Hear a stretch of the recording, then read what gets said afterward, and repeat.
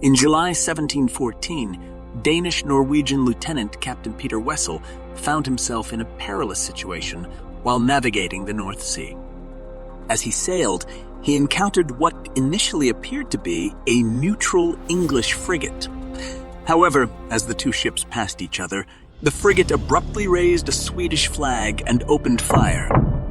Wessel sprang into action, ordering his crew to man the cannons. Despite commanding a significantly smaller vessel, he fought valiantly for several hours, holding his own against the larger enemy ship until his gunpowder reserves were exhausted.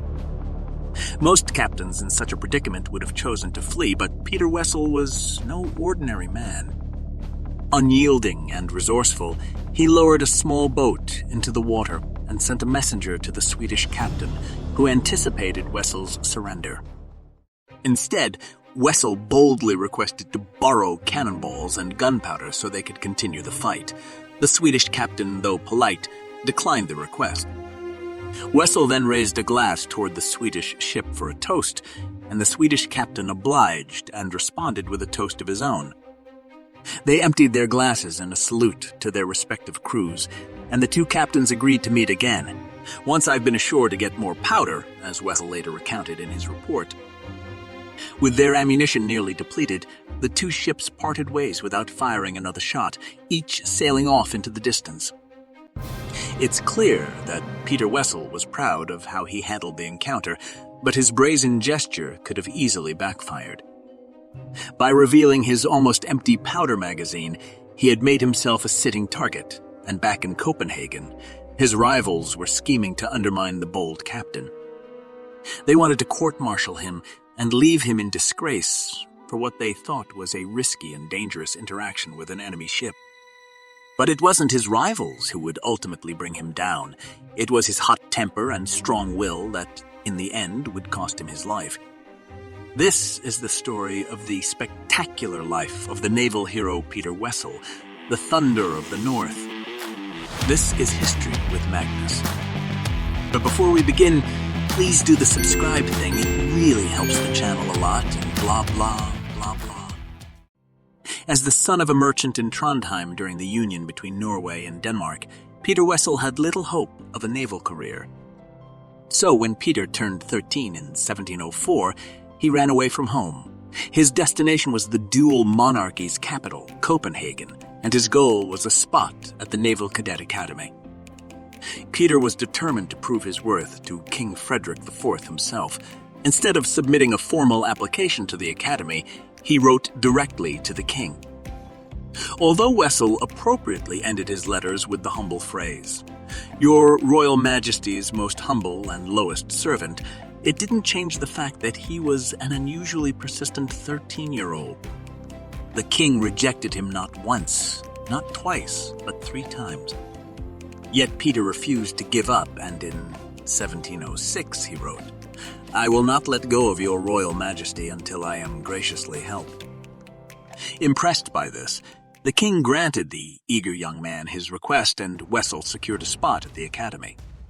Timing was perfect for Wessel because 9 months later Denmark-Norway went to war with Sweden, something that would open up possibilities for the ambitious young man.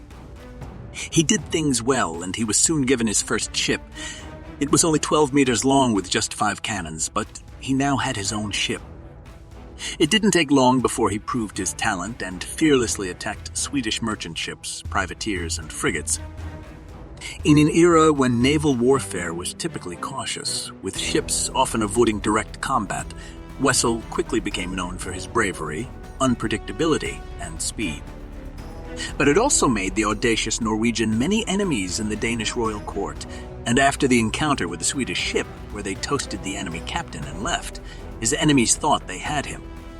They put him on trial for engaging the Swedish ship, arguing that it was much bigger and outgunned Wessel. He should therefore have run away and not engaged it. But Wessel argued successfully that the law said the opposite, namely that any ship posing a danger must be attacked no matter what, and walked out of court a free man. His audacity made him feared by the enemy, and soon he had captured a significant number of ships. Among them was the Swedish frigate Vita Orn, armed with 30 cannons, and the flagship of the Swedish crown. Later that year, the Swedes had to endure the humiliation of seeing the ship fight against its former homeland, named White Eagle, but this time in Danish to ensure no one would mistake its identity.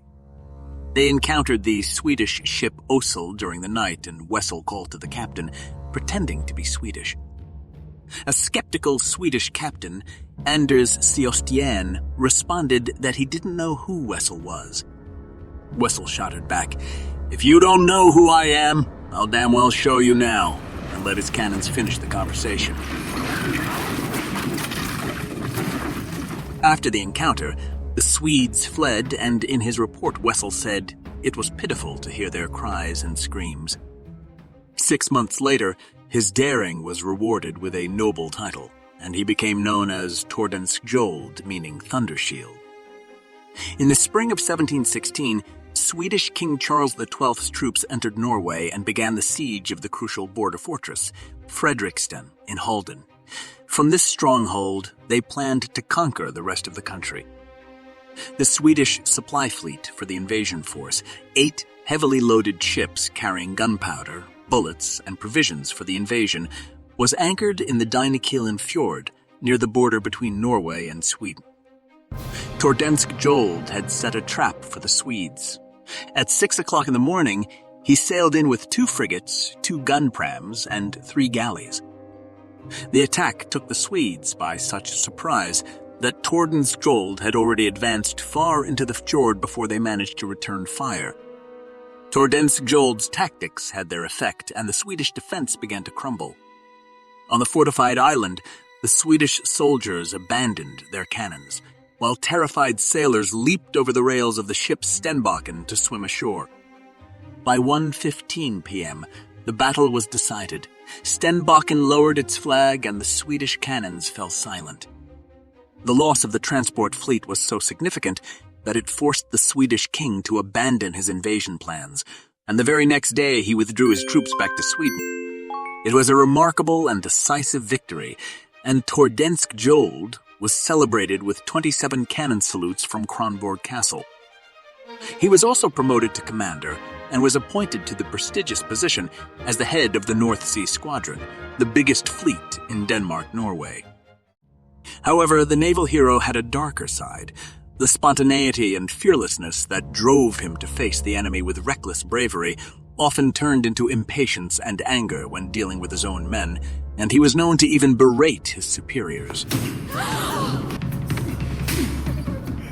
There are several instances where people complain about his ill-rash temper towards both crew and officers, with one officer asking to be sent to another ship because Tordenskjold had beaten and kicked him.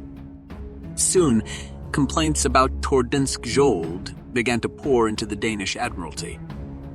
Also troubling was that his daring exploits were starting to lose their magical effectiveness. In an attempt to replicate his success at Dynekilen, Tordenskjold tried to surprise the Swedes at Gothenburg in May 1717, aiming to destroy their fleet. However, he had miscalculated because this time, the Swedes were much better prepared. Unlike their previous retreat, the Swedes stood their ground and continued firing, and by evening, 52 of Tordenskjold's men were dead and the battle was lost. 2 months later, he fared no better during the attack on Stromstad, the Swedes' main supply base for their upcoming invasion of Norway. Once again, the enemy anticipated his moves, and in the ensuing battle, 94 of his men were killed and 248 were wounded. Tordenskjold himself was struck by a musket ball that pierced his left shoulder, while another went through his hip. "I have done everything I could, most gracious king, but I know it is not enough, as I did not achieve my goal." Despite Tordenskjold's vivid descriptions and deep regrets over the defeat, the king remained entirely unmoved. Instead, the king demoted the naval hero to second-in-command, a humiliating experience for the proud man. Unsurprisingly, the hot-tempered Tordenskjold protested the decision, and soon afterward he was dismissed from this position as well. He reacted in his usual way. The hero of Dynekilen had reached rock bottom.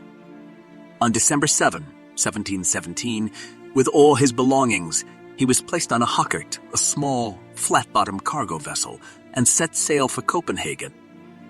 However, when Tordenskjold awoke, the ship had run aground off Kullen. In a leaking lifeboat stuffed with rags, the defeated hero sailed over to Helsingør.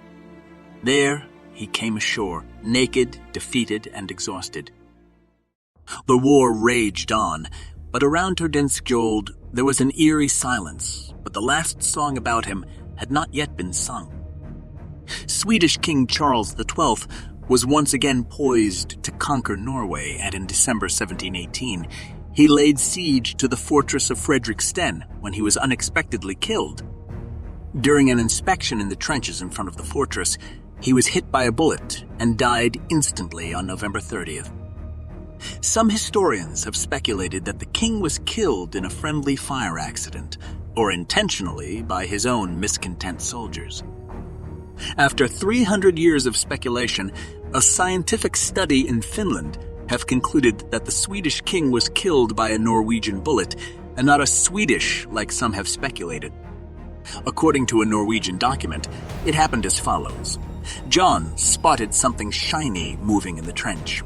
He fired and the object sank out of sight. The next morning, word spread inside the fortress that the Swedish king had been shot. Though fear gripped him, John, being both apprehensive and naturally reserved, said nothing. Tordenskjold, who was in Norway at the time, heard of the king's death and saw it as a great opportunity. He hurried to Copenhagen to be the first to deliver the news of the enemy's unexpected demise to the Danish king. At that time, messengers bearing important news were often rewarded with recognition, such as a prestigious position, and Tordenskjold was not disappointed when he was the first one to bring the news.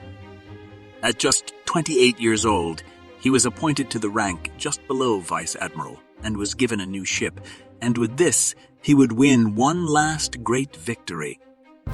In the summer of 1719, he was assigned to guard the approach to Gothenburg, where the Swedes had anchored several warships near the fortress town of Marstrand. He decided to sail the roughly 20 nautical miles alone, and either capture or sink the ships and take the town's fortress Karlston, which with its thick walls was considered impregnable. He knew that some of the 400 soldiers at Karlston were Saxon prisoners of war, and they were unlikely to put up much of a fight.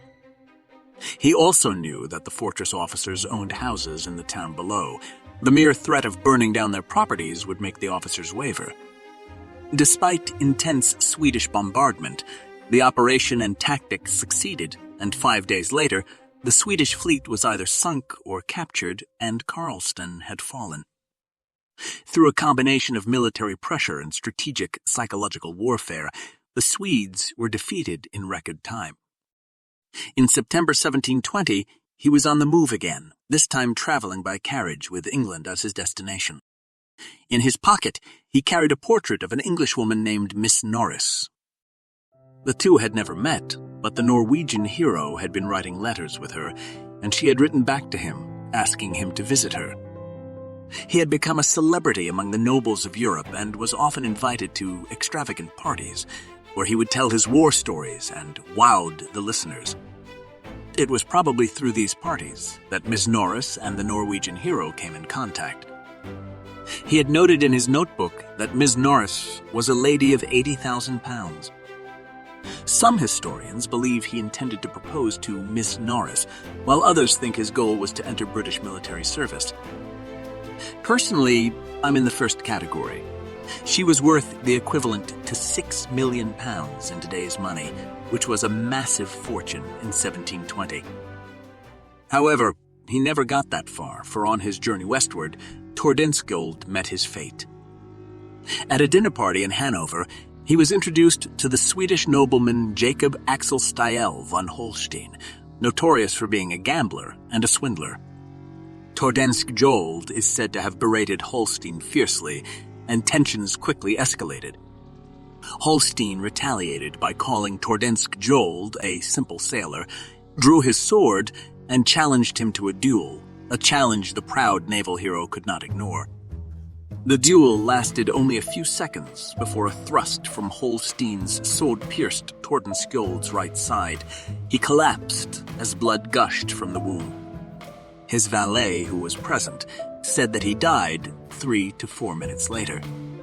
He had run out of luck and drew his last breath there on the grass.